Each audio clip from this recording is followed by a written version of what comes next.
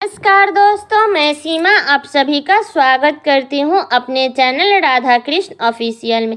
कैसे हैं आप लोग? उम्मीद करती हूं कि आप स्वस्थ और मस्त होंगे और अपने अपने ज़िंदगी में खूब खुश होंगे। तो ये बताने के लिए कमेंट बॉक्स में जय माता दी ज़रूर लिखें। तो चलिए दोस्तों, इस वीडियो में हम कार्तिक पूर्णिमा की कथा सुनेंगे।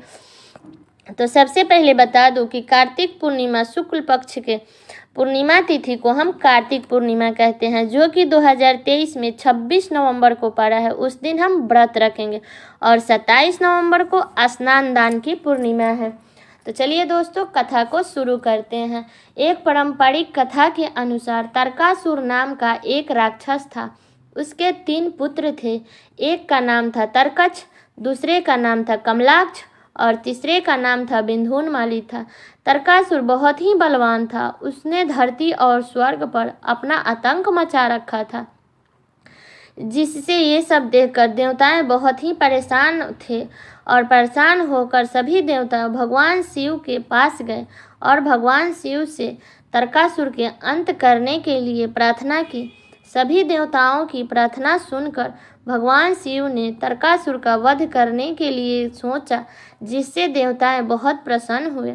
जिस दिन तारकासुर का वध हुआ, उस दिन उनके बच्चे ये सुने कि मेरे पिताजी का वध हो गया, तो उनके तीनों पुत्र बड़े ही दुखी हुए और उन तीनों ने सोच लिया कि हम इसका बदला देवताओं से जरूर लेंगे।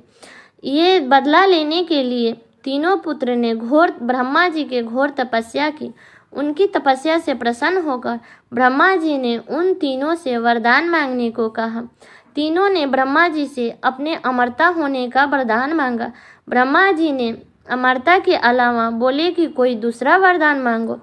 इसके बाद उन तीनों ने कुछ देर तक इस पर बहुत ही विचार किया और फिर ब्रह्मा जी से कहा कि आप हम तीनों भाइयों के लिए अलग अलग नगरों का निर्माण कराइए, जिससे हम तीनों भाई बैठकर पूरी पृथ्वी और आकाश में घूम सकें।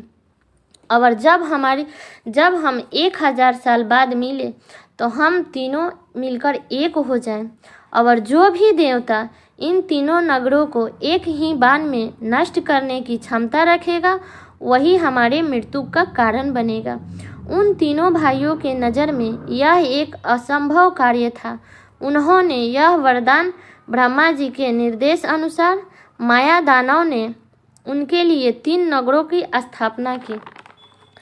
तरकछ के लिए सोने का, कमलाक्ष के लिए चांदी का और बिंधुनमल के लिए लोहे का नगर का निर्माण किया गया। तीनों ने मिलकर तीनों लोकों पर अपना अधिकार जमा लिया। इंद्र ने ये सब देखा तो बहुत ही परेशान हुए। इन तीनों राक्षसों से बहुत भयभीत होकर इंद्रदेव ने भगवान शंकर के शरण में गए। इंद्र की बात सुनकर भगवान शिव ने इन दानवों का नाश करने के लिए एक दिव्य रथ का निर्माण किया। इस दिव्य रथ में हर एक चीज देवताओं से बनाई गई थी। चंद्रमा और सूर्य से पहिया बने। इंद्र, वरुण, यम और कुबेर के रथ से 4 घोड़े बने। हिमालय धनुष बने और शेषनाग प्रत्यक्ष बने। भगवान शिव खुद बाण बने और बाण की नोक, और अग्निदेव स्वयं बने रथ के हकवैया। और इस रथ पर सवार हुए भगवान शिव स्वयं सवार हुए। देवताओं से बने इस रथ पर और तीनों भाइयों के बीच में भयंकर युद्ध होने लगा। युद्ध करते करते उन तीनों भाइयों का रथ एक साइड में आ गया। जब उन तीनों का रथ एक सीधे में आ गया, तब वैसे ही तीनों रथ और तीनों रथ के घोड़ों को भगवान शिव ने एक ही बाण में नष्ट कर दिया।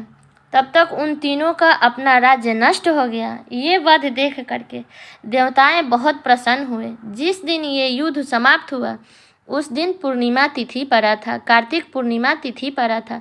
उसी दिन तीनों भाइयों का वध हुआ। उस पूर्णिमा तिथि को हम त्रिपुरारी पूर्णिमा भी कहते हैं।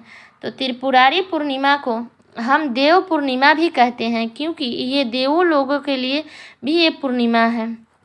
तो इसलिए कार्तिक पूर्णिमा का बहुत ही महत्व है।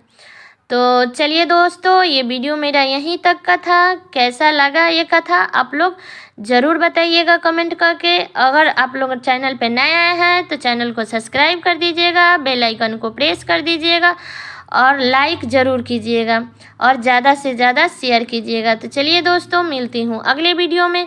तब तक के लिए नमस्कार।